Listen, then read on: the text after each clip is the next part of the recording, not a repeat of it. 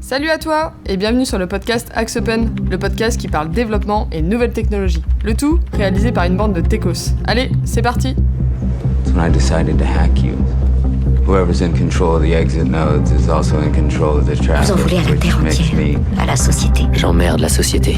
Je sais que vous avez beaucoup de raisons d'être en colère, mais ce n'est pas en refoulant toutes ces émotions à l'intérieur de vous que vous irez mieux. Salut à tous et bienvenue dans ce nouvel épisode du podcast d'Axe Open. Alors on se retrouve aujourd'hui pour parler de la création d'appli web. Donc on va voir tout ce qui est, qu'est-ce qui est faisable dans une appli web, à quoi est-ce qu'il faut penser. Du coup, en fait, pendant ce podcast, on va vous donner quelques astuces pour bien préparer votre projet web. Alors la team du jour, on a réuni les meilleurs, les pros du web. On a Tutur comme d'habitude. Coucou. Et Philippe. Bonjour. Alors donc j'ai dit aujourd'hui on parlera exclusivement des applis web, on va pas se lancer dans le mobile et tout le reste. Du coup donc Philippe, pour commencer, pour fixer un peu les bases, qu'est-ce qu'on comprend dans une appli web en fait, on va parler de quoi exactement? Alors, on va parler ici, dans ce podcast en tout cas, d'application web. C'est n'importe quelle application qui est accessible à travers son navigateur. Donc, qui va sous-entendre d'utiliser une technologie web. Ok. Et Du coup, on pourra encapsuler les applications mobiles, mais de type web. Celles qui sont accessibles à travers votre navigateur. ok. Et t'as un exemple, genre... N'importe quel site, que ça soit n'importe quoi, un site comme lemonde.fr ou une application de gestion, ou un Twitter, ou ce que vous voulez, une application que vous avez le droit d'accéder depuis votre navigateur, à l'inverse des applications que vous êtes obligé d'installer, type les applications qui viennent de votre store. Ok. Et pourquoi est-ce qu'on peut du coup être amené à avoir l'idée de créer sa propre appli web? Est-ce qu'il y a des cas... Alors, historiquement, parce que vous avez bien que je fasse un petit peu d'historique, historiquement, on faisait que des applications clients lourds, et on allait installer sur les postes des clients les applis. C'était tout début des postes Windows, 95, 98, 2000. Ça avait le gros avantage d'avoir une application qui tournait sur votre poste, et ça avait le gros désavantage pour votre entreprise d'être très compliqué à déployer, puisqu'il fallait faire des mises à jour sur les postes clients, il fallait, alors que vous n'avez pas de connexion internet, tout ça, c'était assez complexe de faire la maintenance, la mise à jour des différentes versions. Le gros avantage et l'apport du navigateur web là-dedans, c'est que vous n'avez pas de déploiement chez le client à faire. Le client, il a juste à actualiser sa page et la nouvelle version du logiciel, les dernières données, tout ça. C'est un autre intérêt particulier, c'est par la conception même d'une application web, c'est que les données, elles sont côté du serveur et pas côté du client, ce qui fait que ça simplifie tous les mécanismes de synchronisation que vous pouviez avoir par avant.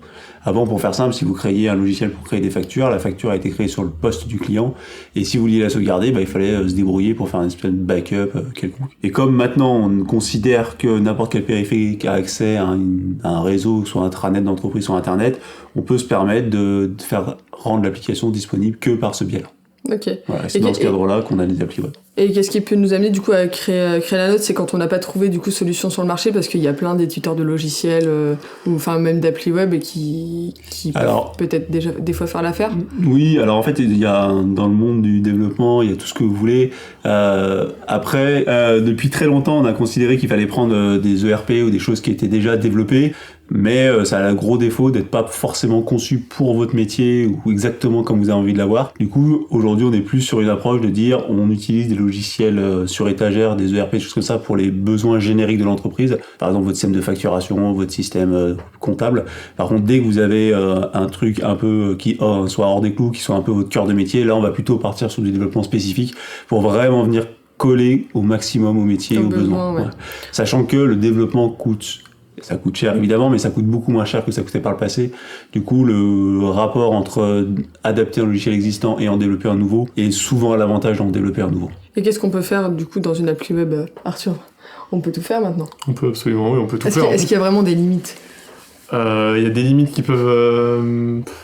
même pas, je dirais à la rigueur, le problème qu'on a, c'est que tous les postes sont différents, tous les périphériques sont différents. Comme disait Philippe, on peut l'avoir depuis un mobile, on peut l'avoir depuis un PC, depuis un Mac, depuis un Linux, ce qui peut faire qu'on peut avoir des problèmes techniques de ce niveau-là. Par exemple, sur un mobile, on n'aura pas autant de puissance. Au niveau du navigateur, ce ne sera pas les mêmes normes, etc. Donc il peut y avoir des problèmes de ce côté-là, mais sinon, vu que c'est sur le serveur, à partir du moment où le serveur peut faire des calculs, quasiment tout est possible.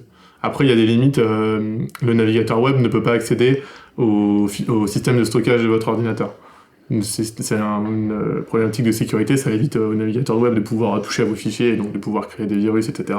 Et donc ça peut à la rigueur poser des problématiques comparé aux applis lourdes avant, clients lourdes qui pouvaient absolument faire tout ce qu'ils voulaient en fait sur le périphérique. Mais sinon en termes limites techniques... en termes de fonctionnalité, aujourd'hui on peut tout. presque tout faire. Comme l'a dit Arthur, à part des limites d'accès aux périphériques, qui sont la sécurité essentiellement, on peut quasiment tout faire, il n'y a plus vraiment de limites. Et l'avantage aussi, c'est qu'il y a quasiment tout qui existe déjà en fait au niveau des bibliothèques qui ont donc été développées par la communauté ou même par des éditeurs de logiciels ou de bibliothèques. Il y a quasiment tout qui existe déjà. Tu veux faire des graphes sur un web, tu télécharges la bibliothèque pour faire des graphes. Tu veux faire des gantes, tu télécharges la bibliothèque pour faire des gantes. Tout ce que tu veux faire en fait existe quasiment déjà, donc ça évite de devoir tout redévelopper à chaque fois. Après, la seule vraie limitation, c'est que c'est dit dans le sous-titre presque, c'est en fait il faut que vous ayez une connexion internet. Oui. Et il y a quand même des cas où il y a des applications où vous n'avez pas de connexion internet, vous êtes dans une application, vous faites des audits au fin fond d'un bâtiment ou des choses comme ça, ou vous êtes sur le terrain, vous n'avez pas forcément accès à internet, et là dans ce cas-là, on peut pas faire d'application web. Dernier point des limitations, c'est qu'on n'a pas la réactivité dans une application web qu'on peut avoir sur du client lourd. Donc tout ce qui va être jeu, ce genre de choses, c'est quand même majoritairement du dev sur des clients lourds. Ok. Du coup, si on se place à la place d'un porteur de projet, donc qui vient d'avoir son idée d'appli web, Une brillante idée. Une brillante idée, toujours. Du coup, on va vous donner des petits tips sur nous comment on voit les choses, comment on voit un petit peu le déroulé de tout ça et ce à quoi vous devez penser. Je pense que la première étape, c'est juste de vérifier l'utilité de l'idée. Enfin, faut pas se lancer à l'aveugle et se dire bon bah voilà, j'ai une super idée et bam, on va mettre 300 jours de développement dans une super appli, quoi. Faire une étude de marché, quoi, je dirais, mais après c'est plus trop du ressort du développeur ou du développement, quoi. Non, c'est sûr, mais du coup, pour le porteur de projet, je pense que c'est déjà aller vérifier le besoin auprès des gens dans sa boîte, quoi, de se dire bon bah voilà, quel est vraiment votre besoin, que ce soit fonctionnel ou pas, mais voilà, de pousser un peu plus là-dedans, d'aller voir qui va utiliser l'application, tout ce qui est cible, quel est l'utilisateur final, comment est-ce qu'il va utiliser l'application, est-ce que ça va vraiment répondre à son besoin. Donc il va falloir vraiment faire ils ont l'habitude de faire, tout ce qui est des ateliers de travail autour de quoi ont besoin les futurs utilisateurs et qu'est-ce qui pourrait justement répondre à leurs besoins. Et quelque chose peut-être qu'on oublie trop souvent, c'est vraiment la cohérence de la nouvelle appli avec le reste du système d'information. Ouais, ça je pense que c'est un point clé. Alors quand on se place stricto sensus dans le cadre du développement d'un logiciel, on n'a pas forcément cette question à se poser, mais en fait quand on réfléchit en tant que décideur d'entreprise, la cohérence de son SI, aussi bien en termes de technologie que d'usage, que d'ergonomie, elle est hyper importante. Pourquoi ? Parce que quand vous êtes un salarié lambda d'une boîte, vous allez avoir affaire à une quinzaine de logiciels, et ça peut être parfois très très très perturbant, très très pénible. Du coup, il faut toujours, même si on est tenté de toujours aller vers la petite techno cool, le petit projet cool et tout ça, en fait, il faut se mettre à la place de l'usager lambda, et c'est pas péjoratif, et se dire dans le quotidien, est-ce que vraiment on y gagne par rapport à ce qu'on a pu faire par le passé. Oui, puis l'utilisateur il est souvent dans son confort, il a ses 5 outils qui sont développés peut-être en client lourd, et t'as un dernier outil qui va arriver, qui va tout refondre, et il a pas forcément envie en fait de faire la migration. Surtout que de son côté, pour lui, il voit pas l'intérêt, il faut se mettre du côté du métier, c'est ça, il faut se dire, lui il voit pas l'intérêt forcément de passer sur du web, parce que ça marchait très bien avant, et donc il faut soit réussir à bien vendre son idée, soit se poser la vraie question, est-ce que ça vaut le coup de migrer. Ouais. Non, clairement. Puis après, je pense qu'il y a une question qui se pose ensuite, c'est qu'est-ce qu'on met en fait dans cette application. Alors déjà, est-ce qu'on utilise des données qui sont déjà existantes ? Est-ce qu'on repart à zéro ? Est-ce qu'on fait des migrations de données ? Alors ça, c'est un petit peu touchy quand on va se dire voilà, on met une nouvelle appli. Est-ce que on se dit il nous faut absolument toutes les données de l'ancien logiciel ? Est-ce qu'on migre qu'une partie ? Et après, la migration, vous le savez mieux que moi, c'est quelque chose. Ouais, c'est quelque chose. C'est horrible, mais c'est primordial parce qu'aujourd'hui, on peut plus vraiment se permettre d'effacer, des boîtes qui ont 20 ans, 30 ans d'existence. C'est compliqué de leur dire, bon, les gars, on va faire un nouveau truc, on va déjeter vos 30 ans de données. Et puis, pour moi, l'application, le but final d'une application, c'est d'avoir des données, en fait. In fine, c'est les données le plus important. Donc, si tu fais une appli et que tu t'enlèves les données, t'enlèves l'appli, en fait. Après, faut bien penser aussi, au-delà des données, à définir donc les bonnes, au moins au débarrage du projet, les fonctionnalités majeures, vraiment à quoi ça va servir. Donc des fois on fait des V1 et on va pas forcément des fois dans le détail du micro machin, mais on va aller vérifier des fonctionnalités majeures, et une fois qu'on se dit ça marche, on peut aller un peu plus loin. Est-ce que vous conseillez de faire des roadmaps ? Je sais que c'est des Oui, aujourd'hui ça se fait beaucoup. Ouais, ça se fait beaucoup, c'est presque une obligation de se dire il faut qu'on planifie les choses, il faut qu'on fasse du développement itératif, il faut qu'on fasse de l'agile. Il faut qu'on livre vite. Aujourd'hui, il y a une sorte d'urgence à livrer, parce qu'il y a une urgence à montrer aux utilisateurs qu'on est capable d'avancer, que le SI est vraiment au service des gens. Et du coup, avoir une roadmap, c'est... Oui, puis si vraiment on se plante, pouvoir changer de cap directement et pas perdre 3 mois à faire un développement pour qu'au final, finalement c'est pas si utile que ça, faudrait qu'on fasse ça à la place. Là, on perd 1 semaine, 2 semaines, un sprint, quoi. Faut aussi penser à donc une fois qu'on a bien validé tout ce qui est périmètre de projet, on a validé les besoins de l'utilisateur, c'est youpi, on se dit bon bah on se lance dans le projet. Après il y a quelques trucs à penser, par exemple je pense au périphérique de destination quoi. C'est un petit peu bête de développer une appli web si au final peut-être tout le monde aura besoin d'un truc hors connexion sur son mobile ou des choses comme ça. Donc moi ce que je vois beaucoup aujourd'hui, c'est des gars qui nous disent qu'il faut que ça soit accessible sur n'importe quel type de périphérique. En fait, c'est une absurdité totale parce que dans 99,99% d'entreprises, ils sont accès sur un périphérique fixe. C'est Michel à la compta qui va l'utiliser ou machin. Et du coup, souvent, on se met des contraintes pour faire cool. Et du coup, on développe toute l'appli pour qu'elle soit responsive sur du téléphone mobile. Alors qu'en fait, il y a 2 fonctionnalités dans l'application qui sont responsives. Et du coup, finalement, on va se mettre une contrainte projet qui est très très forte, qui va coûter très très cher pour pas grand chose. Donc, effectivement, il faut choisir son périphérique de destination, mais il faut se dire, peut-être qu'une partie de l'application soit accessible sur ce périphérique-là, et le reste de l'application soit accessible sur un autre type de périphérique. Faut pas faire l'économie de cette question parce qu'elle peut coûter cher. Et non, on peut pas faire la même chose sur un mobile que sur un PC, et non, on peut avoir la même ergonomie. Si vous voulez avoir une ergonomie en partant du téléphone mobile, il faut se dire que les utilisateurs de PC auront beaucoup moins de fonctionnalités, et du coup, ils vont perdre en qualité d'usage. Donc, c'est vraiment à chaque cas qu'il faut se poser la question, vraiment, quel va être l'usage réel de mon logiciel. Et il faut pas se dire, je vois l'exemple, j'ai l'exemple avec on était parti sur donc un back-office donc en web, et on avait dit on fait tout on a le web, on fait tout pour un PC, et tant qu'à faire on fait tout en mobile. Sauf que le souci c'est qu'on peut pas dire tant qu'à faire peut-être que ça servira, parce que comme disait Philippe, ça prend énormément de temps, et au final ce qu'on a fait c'est que c'est tout responsive et absolument personne ne l'utilise en mobile. Du coup on a cramé l'énergie pour rien en fait.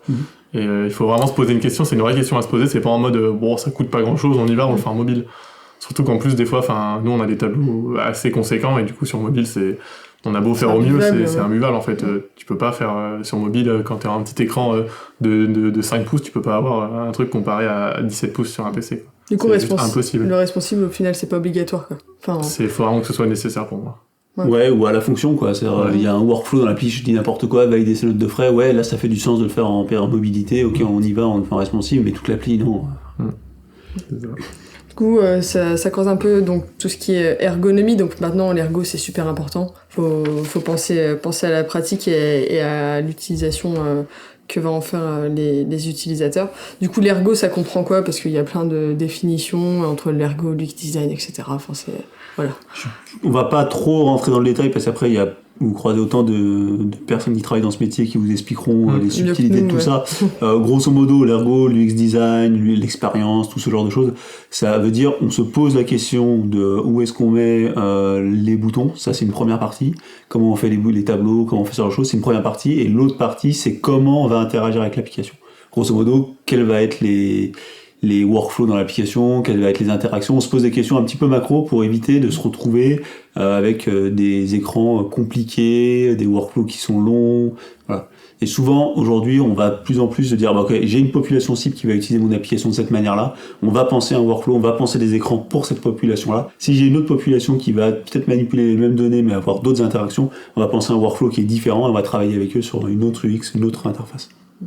En gros, voilà, si je vais faire macro. Très gros. Voilà. Et du coup, donc l'ergo, c'est quand même ultra important. Aujourd'hui, on peut pas passer à côté quand on fait une appli web. Alors on confond souvent l'UX avec est-ce que c'est beau, est-ce que au final l'ergo, est-ce que c'est faire quelque chose de beau ou faire quelque chose de pratique au final. Ouais, et puis il y a 2 questions aussi. Quand on dit quelque chose de pratique, c'est quelque chose de pratique pour un non-initié. C'est-à-dire typiquement, j'ai une nouvelle personne qui rentre dans l'entreprise, elle va très vite comprendre l'application. Ok, c'est un point positif, mais peut-être qu'elle va très vite comprendre parce que c'est guidé, mais quand vous l'utilisez 2000 fois par jour, ça peut vite devenir très pénible. Parce qu'il y a trop de clics, il y a des trucs qui sont pas logiques, etc. Ouais. Et ça peut vite devenir... En fait, au début, on se dit, ouais, c'est bien, il y a des infos partout, mais au final, quand tu connais l'application par cœur, les infos, tu t'en fous, en fait. Tu peux juste aller plus vite. Donc c'est pareil, encore une fois, il faut se poser à chaque fois, et c'est là tout l'intérêt de notre métier en termes de développement, c'est de se poser à chaque fois la question, de se dire, attends, comment on utilise ça? Mais après, c'est à l'utilisation que ça va se faire. Ouais. J'imagine que quand vous livrez les applications, après, t'as les retours d'utilisateurs qui te disent... Alors bizarrement, on les a pas toujours, parce que les utilisateurs ne prennent pas la parole dans les entreprises, c'est assez rare, ou alors en tout cas c'est assez rare qu'on leur accorde. Mais c'est sûr que des fois quand on passe dans les bureaux et qu'on les voit utiliser, on est content, on dit c'est bien, et puis là la personne nous dit non, ça me saoule tous les jours, je suis obligé de resizer la colonne, c'est super pénible, vous auriez pu penser. Alors que nous en tant que développeurs, on l'a utilisé 2 minutes quand on la connaît. Et voilà. C'est ça. Donc, c'est vrai T'as dit faut- ça marche. Ouais, ça marche. Ouais, je pense à ma colonne, c'est génial. Et du coup, on se met pas forcément à cette place-là. Oui, puis nous, on est peut-être dans un cadre de développement où, par exemple, je vois pour quand on a fait Base IPE, ce qu'on se rendait pas compte, c'est qu'il y a beaucoup de gens qui ont des écrans déjà petits, donc c'était du 11-13 pouces, et ils aiment bien zoomer leur écran, à genre 120-130%. Ce qui donne des tailles d'écran très très zoomées, une résolution très très basse. Ce qui fait que nous, sur nos écrans 1920 par 1080, en 17 pouces, tout allait bien, on était à 100%, ça allait bien, et eux, en fait, ils voyaient rien du tout sur les tableaux, en fait, parce qu'ils étaient tous zoomés à 120%. C'est-à-dire qu'on a des matos à 2000 balles pièce, donc du coup, c'est toujours... Voilà, on est trop Non, mais bien fournis. ça, c'est vrai, hein, je veux dire. Et du coup, en fait, on n'y pense pas du tout parce qu'on se dit, ah oui, c'est vrai qu'au final, c'est moche, mais parce qu'on s'est pas mis dans la tête du client, et du coup, lui, il est en mode, mais comment vous avez pu penser à ça? En fait, c'est juste qu'on n'a pas la même utilisation. Et c'est pareil, je trouve que c'est intéressant de faire des ateliers métiers avec le métier, justement, après la mise en place de l'application pour qu'on ait un vrai retour, en fait, d'expérience en direct, quoi. Ah, et ça, c'est un truc que les jeunes développeurs ont du mal à voir, c'est que ils connaissent pas en fait l'usage réel qui va être fait de leur logiciel, ils se posent pas ces questions-là. Ils sont concentrés, et on est concentré en tant que dev souvent sur je réussis ma fonctionnalité, elle fonctionne. Ouh. Et en fait, on ne s'est pas souvent mis à la place du client, et parce qu'il faut être très clair, on n'utilise pas les logiciels qu'on développe, on les développe. Ça fait la diff. Ça fait la diff. Et pour aller du coup un petit peu plus loin sur cette partie, il y a aussi le côté un petit peu accessibilité. Je sais qu'on a bossé sur des projets où on devait faire... c'était pour des personnes atteintes de handicap, et du coup on a dû adapter l'appli pour ces personnes pour que ce soit adapté à leur accessibilité, à leur manière d'utiliser l'application. Du coup, ces choses-là, est-ce que c'est des choses, pareil, en entreprise, est-ce que c'est des choses à tout le temps intégrer? Est-ce que... Alors, c'est assez marrant parce que ce sujet-là, c'est un sujet dont personne ne parle, en tout cas dans les applications professionnelles, tout le monde s'en contrefout. J'ai jamais entendu parler. Enfin, ouais, voilà, c'est vraiment un truc de site web pour moi. Ouais, et par contre, il y a énormément de handicap. En fait, la majorité des gens pensent fauteuil roulant ou personne déficient visuel. En fait, il y a une multitude de situations de handicap qui sont très très grandes. Et c'est un truc qui est pas du tout pris en compte par la majorité des gens. Alors qu'en fait, c'est pas forcément très compliqué de les intégrer dès le début du développement, et ça peut faire gagner en usage à tout le monde, quoi. Je vous dis n'importe quoi, mais une personne qui va avoir un peu d'arthrose, elle va avoir du mal à bouger sa souris. Et du coup, mettre des boutons éloignés dans un formulaire, ça peut être très complexe pour elle, quoi. Donc des fois, c'est la poser cette question, ou même une personne qui a des problèmes de vision de couleur, avec nos super couleurs pâles comme c'est la mode, c'est pas forcément évident, quoi. Donc, des fois, il faut se poser des questions, et c'est vrai que c'est pas pris en compte. Moi, je trouve ça dommage parce que c'est pas forcément très compliqué de les prendre en compte, en tout cas à niveau modéré, parce qu'on peut, voilà. Parce qu'il faudrait, dans l'idéal, avoir une application par type de situation de handicap. Il y a des normes. Ce qui est pas le cas. Il y a des normes monstrueuses. Enfin, il y en a partout pour tous les handicaps. Ouais. Si on voulait faire, on prend toutes les normes pour tous les handicaps, que ce soit visuel, sonore et tout ça. Enfin, il y en a des centaines. Hein, si par contre, on peut quand même faire une bonne partie du travail assez simplement, et c'est des choses sur lesquelles on n'est pas vraiment éduqué. Et du coup, de la part des clients pour les applis internes, etc., c'est pas souvent quelque chose qui est relevé? Non, moi j'ai eu 3 clients dans ma vie qui m'en ont parlé. Bah, c'est ça, en fait, ils ont vraiment des gens qui sont concernés dans leur entreprise, mais... si c'est la cible, quoi. Ouais, sinon, c'est vraiment la cible. Donc, je parie que pour l'histoire, c'était pour un handicap... Ouais, handicap.fr, là pour le coup, c'est un portail d'accessibilité, donc là c'est un petit peu différent. Mais pour le coup, eux, ils font les choses très bien, et du coup, on allait très très loin dans ce qu'on pouvait faire. Si on change un petit peu de sujet et qu'on se penche un peu sur la sécurité, en plus sujet bien à la mode en ce moment, on en entend parler un petit peu de partout, quel niveau de sécurité on peut et on doit avoir sur une appli? Est-ce que on peut se permettre d'être des fois un peu négligent sur des choses parce que c'est en interne, ou au contraire, est-ce que on a des standards super hauts? Alors, dans la sécurité, il faut, dans le cas d'une application web, il faut se poser 2 questions. Il y a la sécurité de l'utilisateur, et il y a la sécurité de l'application elle-même vis-à-vis du reste du monde. C'est 2 sujets qui sont complètement séparés. Généralement, le seul qui est vaguement pensé, c'est la sécurité côté application, parce que les entreprises n'ont pas envie de perdre leurs données et compagnie. Donc là, il y a plein de choses à mettre en place pour qu'on puisse pas faire fuiter les données, qu'on puisse pas passer pour l'identité de quelqu'un d'autre pour faire une action d'application. Ça, c'est des choses qui sont moyennement mises en œuvre, honnêtement. Et après, il y a la sécurité, je protège l'utilisateur, qui pourrait être attaqué à travers le logiciel qu'on développe. Et ça, honnêtement, personne ne le met en place, alors qu'il y a beaucoup de choses à mettre en place de ce côté-là. Encore moins au niveau des entreprises. Autant c'est fait pour les sites web vaguement, classiques, et encore vaguement, oui. Hein. Mais au niveau d'une entreprise, personne n'a jamais entendu parler, quoi. Non, le seul truc qu'on fait gaffe, c'est le serveur, si les données peuvent pas fuiter, si on peut pas se... Et encore, aujourd'hui, tu prends quasiment 80% des applications de nos clients, vous vous connectez avec un identifiant quelconque et après vous pouvez faire ce que vous voulez dans l'application assez facilement. Pour un niveau développeur plus, c'est assez simple à faire. Quoi. Parce que si on veut sécuriser aujourd'hui à fond une appli, c'est quoi? C'est le double du dev initial ou... Pour moi, c'est pas vraiment une histoire de dev au final. Ouais. Parce que si le dev est un minimum bien pensé, l'application, elle est, on va dire, sécurisée par elle-même. C'est plus une question d'architecture et de serveur de ce côté. Enfin... Ouais, mais il y a toute la partie applicative, c'est-à-dire bloquer les API correctement. Ce genre de choses, c'est pas forcément si simple que ça à faire en place. Mais bon, généralement, ce que font les entreprises, c'est une sécurité. Alors, dans le cadre d'une entreprise en interne, généralement, elles ont confiance dans leurs salariés, au moins en partie. Du coup, elles sécurisent un peu à minima. Après, dès que l'application est accessible à travers Internet au grand public, là, par contre, il faut... On level up. Ok. Et côté perf, est-ce que... parce que aujourd'hui, on est de plus en plus impatient et si une page met plus de 2 secondes à répondre, c'est le bout de notre vie. Est-ce qu'il y a des critères minima que vous mettez toujours en place sur le temps d'affichage des pages? Ouais, alors il y a plein d'études qui ont été réalisées pour savoir au bout de combien de temps la personne quittait une application si elle répondait pas. Aujourd'hui, la norme qu'on se fixe, c'est globalement 1 seconde. C'est-à-dire qu'il faut que l'action que vous faisiez sur votre application mette 1 seconde. Historiquement, c'était un chargement de page web. Aujourd'hui, dans une application, vous avez plutôt des blocs de la page qui vont appeler des services et qui vont pas recharger toute la page. Néanmoins, il faut que l'action que vous êtes en train de mener prenne globalement moins d'1 seconde. Et 1 seconde, ça peut paraître court, mais c'est assez long quand vous êtes devant votre écran. Vous voyez le sablier 1 seconde, c'est déjà du temps. Et pour ça, c'est sûr c'est souvent un truc qui est pas non plus pris en compte dans les entreprises. Ni par le développeur, ni par l'architecte, ni par les fonctionnels, parce que eux ils sont focalisés sur faire l'application qui répond au cahier des charges et les perfs c'est pas du tout. Mais je trouve que c'est pas non plus quelque chose qui est assez demandant au niveau du métier. Par exemple, pour BaseIPO, on a une appliquée très très lente et ils s'en sont jamais vraiment pleins en fait. Non, parce qu'encore une fois, ça dépend de l'usage qui est fait de l'application. Oui. Si c'est un truc très compliqué, tout le monde s'attend à ce que ça soit un peu lent et c'est normal. C'est ça.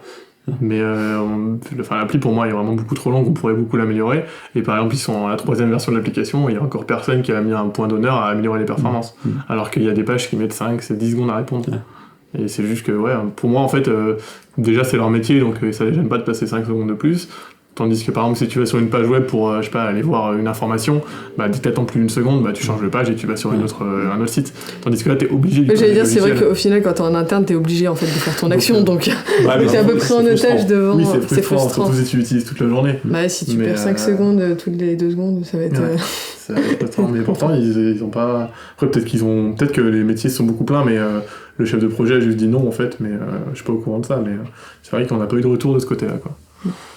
Et après c'est pareil, côté des perfs, ça se pense du coup dès le début de l'appli ou après on peut faire des travaux pour optimiser derrière Non, c'est dès le début. Alors il vaut mieux le penser dès le début. Parce que sinon après c'est compliqué. Prévenir c'est mieux que guérir, après on peut toujours... Oui. Oh les citations. Je l'avais préparé. Non, après on peut toujours améliorer à la marge à la suite, mais souvent ça demande des redéveloppements et du coup ça coûte vite cher.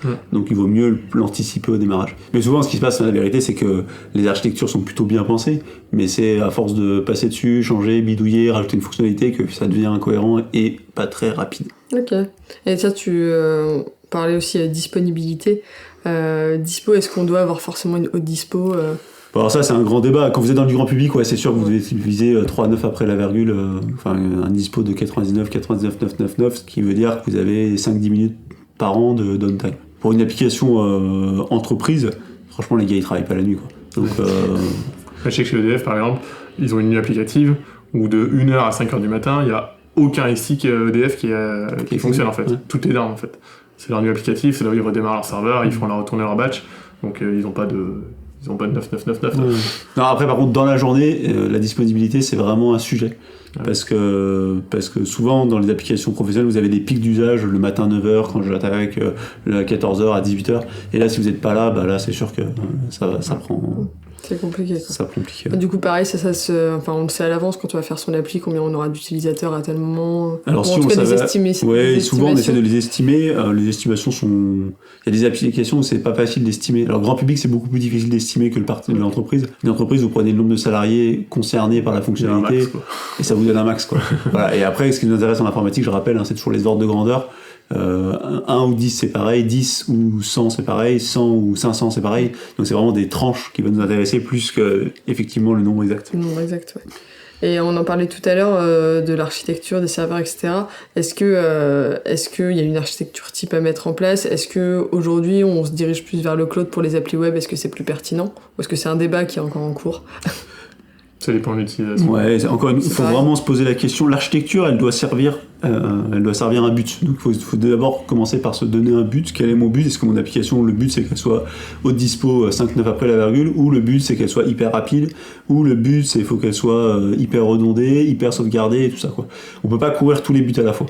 Enfin, ou alors il faudrait mettre des millions d'euros à chaque fois, mais vraiment on peut pas couvrir tous les buts. Donc il faut bien se dire quel est le but de mon application pour mon entreprise, et en fonction de ça, on met en place l'architecture cible qui va bien, quoi. D'accord. Mais ça, on peut pas mécaniquement vous dire tac, c'est ça qu'il faut. C'est ça, ouais. C'est au cas par cas. Et dernière étape auquel il faut penser, c'est les technos. En quoi est-ce qu'on va développer l'appli ? Alors là... Toujours la dernière. Ouais, c'est ça. On prend React 16, on prend Angular 9. C'est ça, toujours la dernière. Alors est-ce qu'on prend la dernière techno à la mode ? Ou est-ce qu'on reste sur les basiques ? Ou est-ce qu'on regarde ce qui est fait dans le SI pour s'accorder ?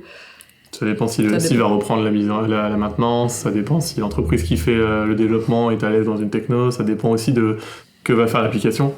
Si on a une application gigantesque, on va peut-être pas prendre du Node ou des trucs dans le genre. Enfin, je pense qu'il faut vraiment se poser la question, c'est un choix d'entreprise, c'est vraiment un choix structurant de se dire est-ce que effectivement moi ce qui m'intéresse c'est d'avoir toujours une équipe de dev en interne formée sur la techno, auquel cas on va peut-être pas faire les foufous et partir sur une nouvelle techno, quoi. En même temps c'est dur de pas suivre le trend des technologies, parce qu'aujourd'hui si vous voulez faire du pack base, ça va pas être évident non plus de trouver des développeurs, faut trouver son juste milieu, quoi. Si vous écoutez les devs, ils vous diront ouais, j'ai vu un nouveau framework Dart 12.4, c'est génial, ça a l'air de faire tout à fait mieux, et en fait vous n'êtes pas du tout convaincu que dans 6 mois, 1 an, ça existe encore. On essaie du coup de trouver une techno solide quand même. Ouais, l'idée c'est pérennité, quoi. Ouais.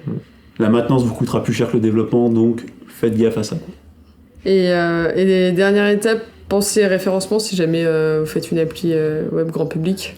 Voilà. C'est toujours. Ouais, il faut vraiment le penser. C'est pareil, ça se conçoit dès le début. Alors le référencement, ce qui est intéressant, c'est que ça va, c'est multifactoriel. Ça va être effectivement la qualité de vos contenus, la manière dont vous l'avez structuré, mais ça va aussi prendre en compte d'autres métriques, type la performance rentre en compte dans les stats de Google et de plus en plus. Le fait que ça soit responsive, le fait que ça soit hautement disponible, le fait que ce soit accessible. Enfin, vous avez, c'est multifactoriel. Le référencement aujourd'hui, c'est très compliqué à mettre en place. C'est pas comme avant où, grosso modo, il suffisait de mettre une balise title, des descriptions et des méta. Aujourd'hui, c'est plus ça.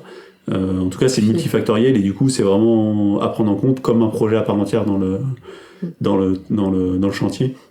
Et pour moi, c'est un chantier qui est comme les performances. Alors, c'est dès le début, on se pose la question est-ce que j'en ai besoin ? Oui, non. Comment je le mets en place et comment je le monitore ? Il faut bien se dire que les développeurs, ils sont pas axés référencement, ils n'ont jamais été formés pour ça. C'est un autre métier. C'est un autre métier, et du coup, il faut, si on a envie d'avoir du référencement, faut le conseiller, faut le penser, faut le structurer. Je me demandais, il y a des métiers spéciaux référencement ? Tu peux faire expert référencement. Alors il y a plein d'agences de com qui font ça. C'est en agence de marketing. Le problème, c'est qu'ils sont pas devs, et du coup, voilà, c'est entre les deux. Les mots-clés, etc. Après, j'allais dire, t'as de plus en plus de profils quand même. Maintenant, qui sont cross. Mais ça fait. Nous, on essaye en interne de former tout le monde. On a fait plusieurs formations sur qu'est-ce que le référencement, les basiques du truc, quoi. Au moins, l'HTML sémantique, les microdata, ce genre de choses. C'est important que les gens aient au moins entendu que ça existe pour quand ils se mettent devant leur éditeur de code, ils se posent la question, quoi. Et qu'ils arrêtent de mettre des divs sur des divs sur des divs sur des divs, quoi. Ouais, clairement. Puis après, ce qui est important avec le référencement, nous, on le sait bien, c'est qu'il faut suivre aussi. C'est pas quelque chose qu'on peut mettre une fois en place. C'est pas statique. C'est pas statique. Et pas du tout, parce que les algos, ils changent tous les 4 matins. Et un beau jour, on arrive et on a perdu 100 vues sur une page et on pleure. Mais bon. Tu pleures. Les je pleure. Parce que nous... Ouais, voilà, du coup, on a un petit peu donc tous les tips, toutes les choses auxquelles vous devez penser quand vous allez concevoir un projet d'appli web.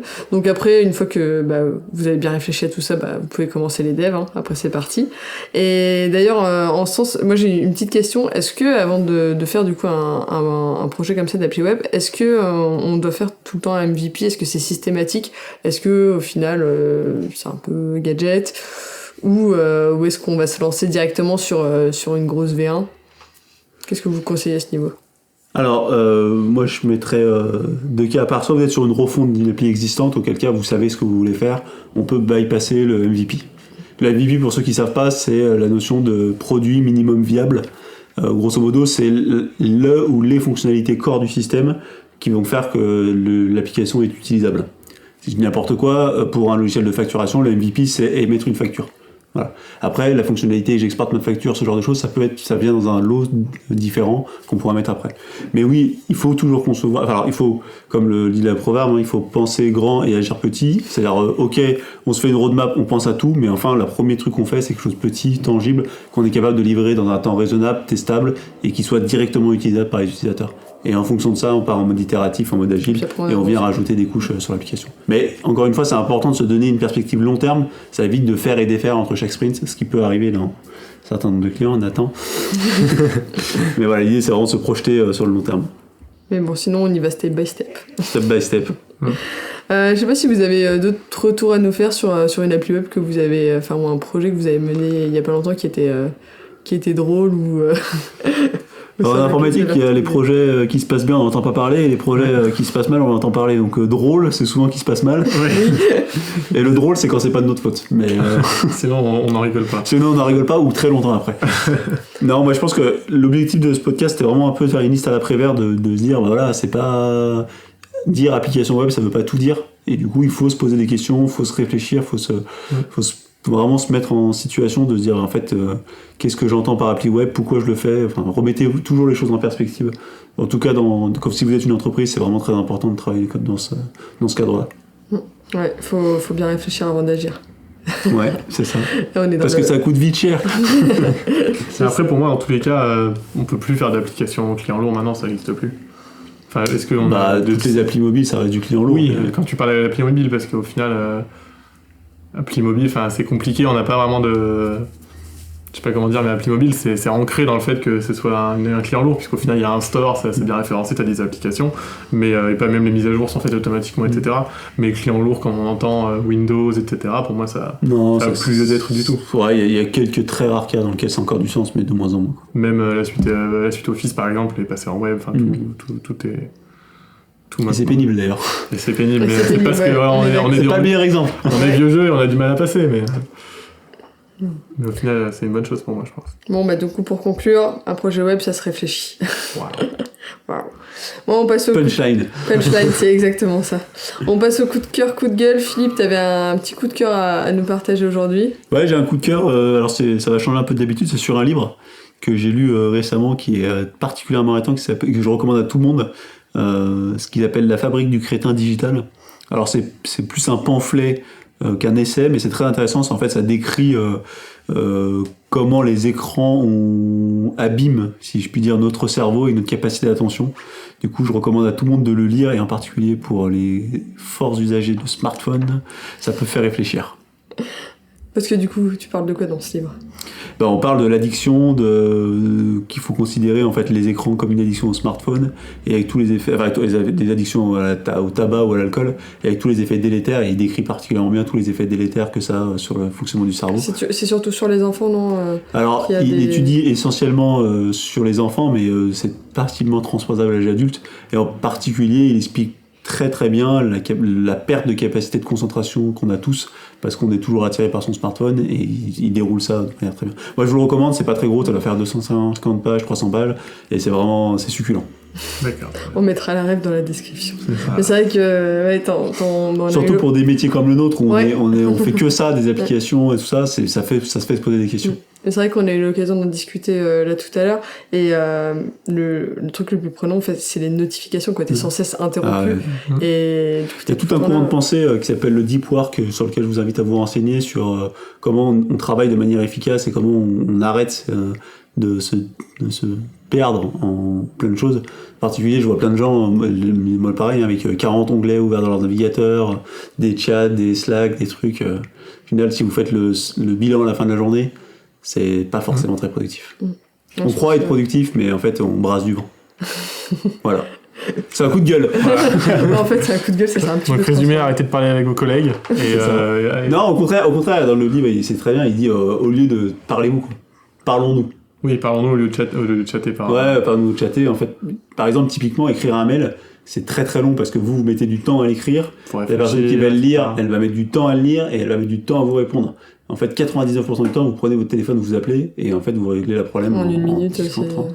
Et pour des métiers comme le nôtre où on n'est pas habitué, franchement, à prendre le téléphone, je pense que ça mérite Ça mérite les 2 heures de temps à le lire. Même pour les non-lecteurs. Bon bah du coup, on répète, c'est La Fabrique du crétin digital de Michel Desmurger. Vous pouvez le trouver partout. je fais un petit peu sa pub. Sur Amazon.fr. Sur Amazon, sur la Fnac, partout. Du coup, je vous remercie pour avoir fait le podcast. Je vous remercie à tous de nous avoir écoutés. Puis on se dit à bientôt pour un nouveau sujet. Salut, Ciao. salut. Bye.